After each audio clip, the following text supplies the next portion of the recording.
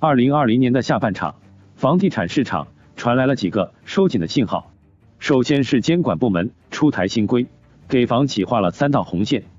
第一是剔除预收款后的资产负债率大于70%，第二，净负债率大于100%，第三是现金与短债之比小于1倍。以2019年上半年的财务数据为参考，如果这3条红线同时踩中，开发商的有息负债就不能再增加。如果踩中2条红线，有息负债规模年增速不得超过5%，如果踩中1条，有息负债规模年增速不得超过10%。如果财务指标足够健康，没有踩中任何1条，有息负债规模年增速不得超过15%。3道红线，4档风险级别5%的阶梯，被监管层总结成了345规则。这里解释一下有息负债。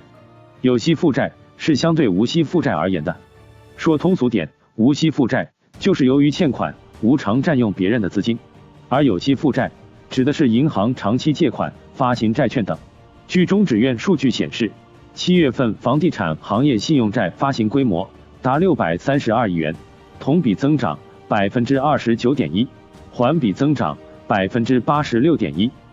过去3个月，海外债连续增长，7月发行规模508亿元，环比增长30.6%。同期房企信用债的平均票面利率为5%，环比提高0.6%，创下2月份疫情爆发以来的利率新高。海外债利率再创新高，这意味着，假如放纵房企高息密集融资，势必会将房企乃至整个楼市进一步推向债务深渊。文件里，银行已经把踩中3条红线、被红色预警的房企标注出来了，很多我们都熟悉，比如恒大、融创、泰禾、绿地、富力等等。对泰禾来说，这个坏消息可能已经不再重要了，他们在公开市场已经有债券违约，想要再发行债券已经不可能。对其他房企来说，接下来的日子，他们要更加努力的卖房子，因为债券发不了，销售回款就是最可靠的资金来源，而且融资的门关上了，之前拿地凶猛的房企还将会被追责。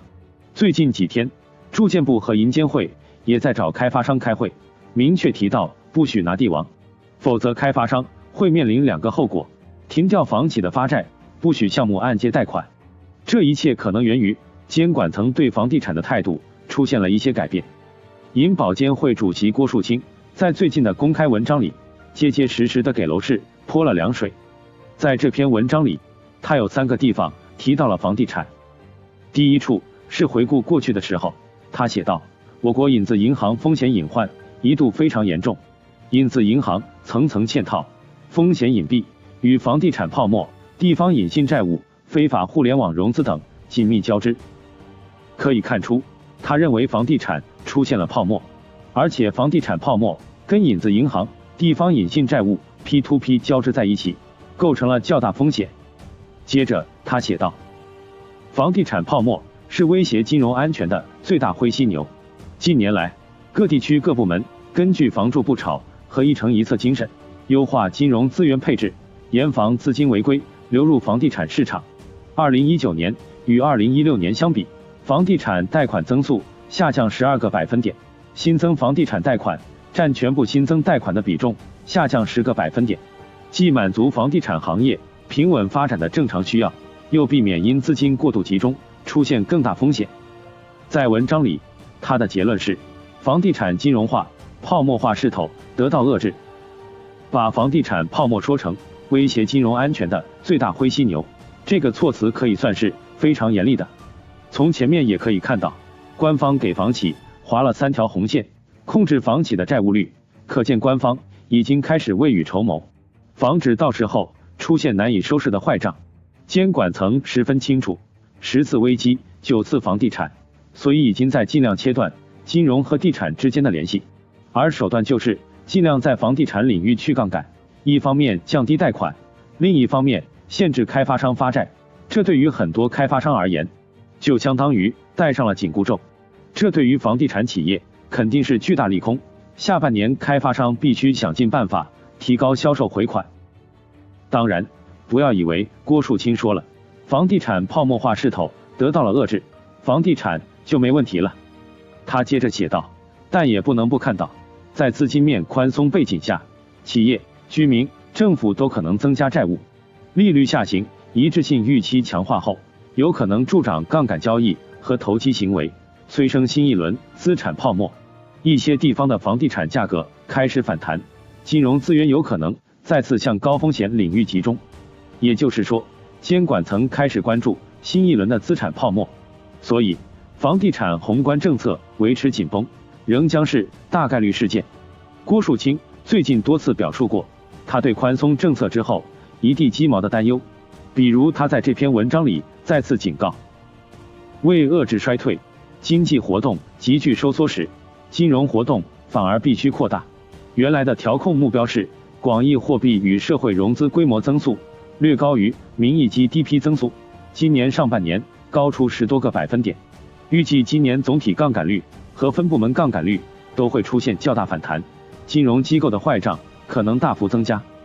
由于金融财务反应存在实质，目前的资产分类尚未准确反映真实风险，银行及其账面利润具有较大虚增成分，这种情况不会持久，不良资产将陆续暴露。这些论述意味着货币政策的观察期可能会延长。事实上，自4月20日以来，央行一直拒绝降息，也就是说，不踩油门，也没有踩刹车，这在今天也有所体现。8月17日，央行在官网发布了中期借贷便利操作，可以看出，今天央行在公开市场有2笔操作，一笔是1年期的，总量是7000亿元，另外一笔是500亿元的7天逆回购。公开操作的最大看点不是它的数量，而是它的利率，因为它已经成为市场报价利率最重要的坐标。今天的1年期利率是 2.95%， 跟之前持平，也就是说，本月市场报价利率很可能保持不变，这也在市场的预期之内，并没有出现意外。如今，一楼市停股市是当前官方的基本思路。郭树清在接受央行采访的时候表示，我们还要进一步推动资本市场的发展，直接融资的发展。上半年直接融资比重上升了好几个百分点，从 32% 上升到 36%， 这是股票和债券加起来的融资。我们希望这个势头能够保持下去，可以提供更多的直接融资来支持企业。这话说的已经非常明白了。在公开文章里，郭树清写道，不断完善资本市场基础制度，引导理财、信托、保险等为资本市场增加长期稳定资金，加快养老保险第2和第3支柱建设，推动养老基金在资本市场上的占比达到世界平均水平。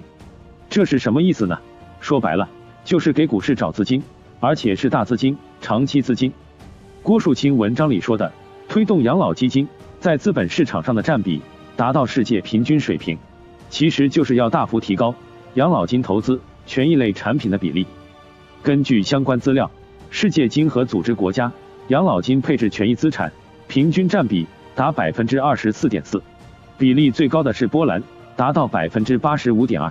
挪威的比例超过 60%， 瑞典为 46%， 澳大利亚、立陶宛和比利时的配置比例也在 40% 以上。在美国，股市里1/3的股票市值被养老金持有，而目前中国养老金合计持股占股票市场总市值不到 10%， 所以未来扩大养老金的规模，大幅提高养老金的股票投资比例，将是2大趋势。也就是说，官方倡导人们把更多的钱用在养老上，而不再是买房上。养老的钱被委托给机构投资于资本市场，等于替银行给企业融资，最后回流到实体经济。官方的想法是，老百姓的财富跟着经济发展、企业发展一起增值，而不再主要靠房地产。当然，这是一个美好的设想，因为中间不能出的差错有好几个。首先，养老金委托的投资机构要有信用，而不是用老百姓的养老钱去给庄家高位接盘，买价格虚高好几倍的股票。其次，养老金买的股票，其公司必须没有造假，财务数据是真实的。如果中国能重建金融市场、资本市场的信用，将来的股市是值得期待的。如果仍然跟过去20-30年一样，那么这就比拦路抢劫还厉害，会让老百姓血本无归，无处安放他们的老年生活。